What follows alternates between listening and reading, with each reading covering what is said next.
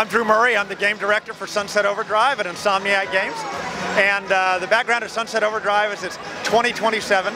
This multinational corporation, FizzCo, is coming out with their new energy drink called Overcharge Delirium XT.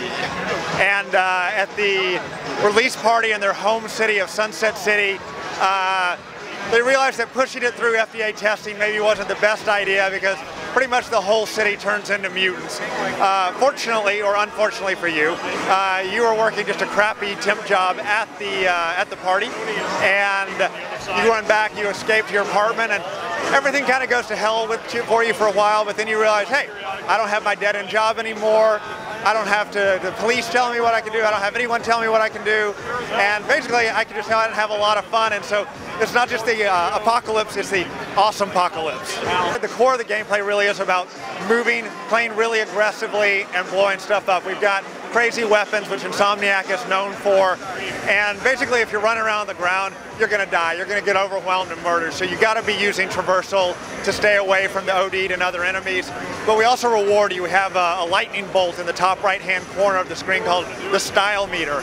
And the more cool moves you're doing and the more you're killing while you're doing it, the style meter goes up. And we have these customized character abilities that you can earn and slot in, and as your style meter goes up, those activate. So the more aggressively you're playing, the more on the edge you're playing, the more powerful and the more badass you become.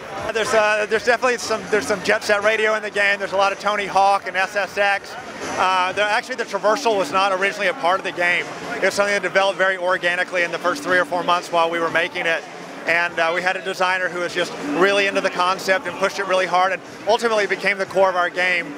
Grinding, bouncing around the world, and blowing the hell out of stuff. There are a lot of mutants. Those are the OD'd, and there's, I don't know how many, a lot of different kinds. And we've also got scabs, who are sort of the Mad Max style human, just the generic, you know, ne'er-do-wells of post-apocalyptic stories.